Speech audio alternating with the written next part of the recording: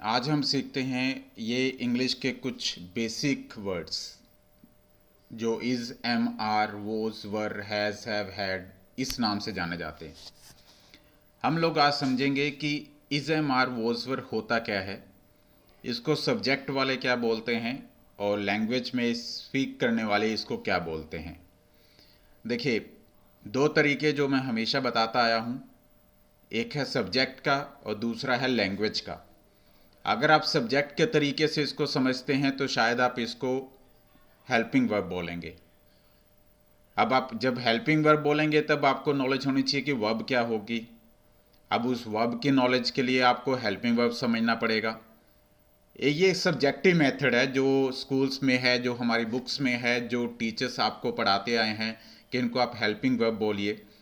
लेकिन हमेशा मैं आपको ये बताता आया हूँ कि इंग्लिश लैंग्वेज अगर आपने सीखनी है तो आप इनके नाम के चक्रों से निकलिए और स्पेशली आप सब्जेक्टिव मेथड से निकलिए और अब प्रैक्टिकल मेथड्स की ओर चलिए। और इस प्रैक्टिकल मेथड्स में मैं आपको बताना चाहूँगा कि ये इज़, एम, आर होते क्या हैं, ये वॉज, वर होते क्या हैं, ये हैज़, हैव, हैड होते क्या हैं। तो हम लोग इसको प्रैक्टिकल समझने के लिए इनको आज एक नाम देंगे, उस नाम को हम लोग बोलेंगे टाइम वर्ड। तो ये होंगे हमारे टाइम वर्ड। टाइम वर्ड क्या होते हैं? जो समय को बताते हैं। बस इतना समझ लीजिए कि अगर आपको समय की नॉलेज रखनी है तो आपको पता होगा कि अभी जो चलता समय है, चल रहा समय है, वो प्रेजेंट का टाइम है। जो बीत गया समय है वो पास्ट का टाइम है और आने वाला जो समय होगा वो फ्यूचर का टाइम होगा। अब इसी चीज़ को समझते हुए आप इन चीज़ों को समझ जाएंगे कि इज़म आर को एज अ लैंग्वेज इंग्लिश में हम लोग क्या बोलते हैं।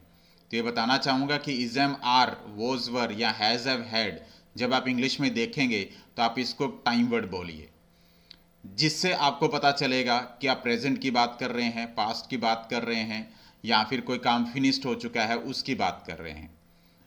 लेट अस सपोज अगर मैं सेंटेंस आपके सामने लिखूं, आई एम टीचिंग लिख देता हूं, आई एम टीचिंग।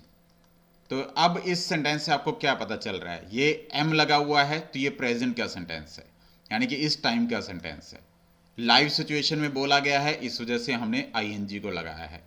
तो अगर मैं बात करता हूँ you are teaching, like you are teaching, तो ये भी हमारा प्रेजेंट का सेंटेंस है, आर लगा हुआ है जो प्रेजेंट का टाइम वर्ड है। अगर मैं ही इज टीचिंग लिख देता हूँ तो ये भी हमारा प्रेजेंट का सेंटेंस है।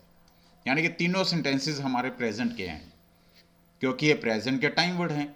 और टाइम वर्ड से पता चल रहा है कि ये कौन से टाइम की बात हो रही है, प्रेजेंट की बात हो रही है। आईएनजी से पता चल रहा है लाइव सिचुएशन की बात हो रही है, यानी कि इस समय अगर लाइव कुछ भी एक्शन आप करते हैं तो आप उनको इन प्रेजेंट के टाइम वर्ड से आप बोल सकते हैं, इंग्लिश में समझ सकते हैं, समझा सकते हैं। अब आप पास्ट की बात ले लें। अगर आप पास्ट में कोई लाइव एक्शन को, लाइव चीज़ को कर रहे थे आप पहले, लाइक अगर मैं बात करता हूँ आई वॉज टीचिंग, तो कल मैं इस समय टीच कर रहा था, आईएनजी इस वजह से क्योंकि कॉन्टिन्यूस था हमारा।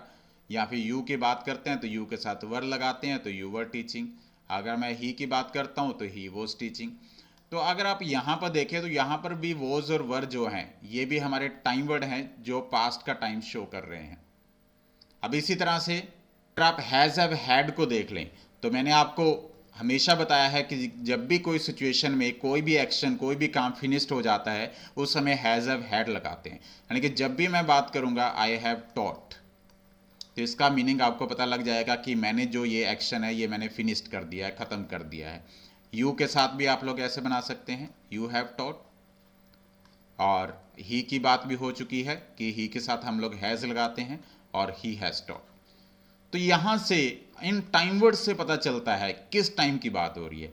अगर कोई भी पर्सन आपके साथ इंग्लिश बोलेगा और आप उसके साथ इंग्लिश बोलेंगे तो वो इंग्लिश की जजमेंट, आप प्रेजेंट में बात कर रहे हैं तो वो इज़म आर से जज करेगा, वोज वर से पास्ट की बात जज करेगा, हैज हैड से आपकी फिनिश सिचुएशन की बात को समझेगा।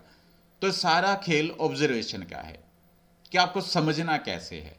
आप इंग्लिश को क्रैम मत कीजिए, आप वर्ब, हेल्पिंग वर्ब, इन चक्रों से निकलिए और लैंग्वेज की तरह इंग्लिश को सीखिए। फिर देखिए इंग्लिश कितनी अच्छी और कितनी आसान है। ऐसे बहुत सारे डिफरेंसेस मैं आपके साथ हमेशा शेयर करता रहूँगा। अच्छी इंग्लिश सीखने के लिए चाहे आप ऑनलाइन चाहे ऑफलाइन आप मेरे से कॉन्टैक्ट कर सकते हैं।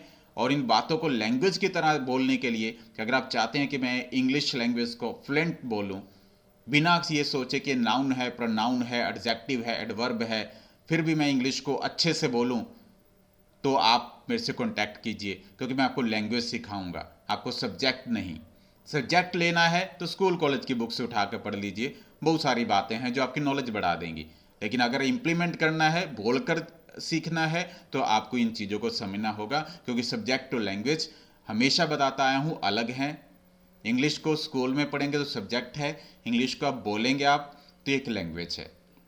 दोनों के अंदर पोल से पार्ट बहुत बड़ा डिफरेंस है, बहुत ज़्यादा डिफरेंस है। उस डिफरेंस को ही मैं आपको समझाने की कोशिश कर रहा हूँ, और इन कोशिश को समझिएगा। जैसे हिंदी में हम लोग बोलते हुए, जब हिंदी लैंग्वेज बोलते हैं तो संज्ञा, सर्वनाम, विशेषण ये हमारे माइंड में नहीं आते, या फिर फ्लुएंट हिंदी बोलते हैं। उसी तरह से फ्लुएंट इंग्लिश बोलने के लिए आपके पास, आपके माइंड में अगर नाउन, प्रोनाउन, एडजेक्टिव, एडवर्ब इस तरह की पहचान चल रही है, तो आप फ्लुएंट नहीं बोल पाएंगे, आप जस्ट नॉलेज ले सकते हैं। बट बोलने के लिए आपको लैंग्वेज को समझना पड़ेगा। तो ये एक लैंग्वेज का कॉन्सेप्ट था। Thank you very much, all the best, जय माता दी।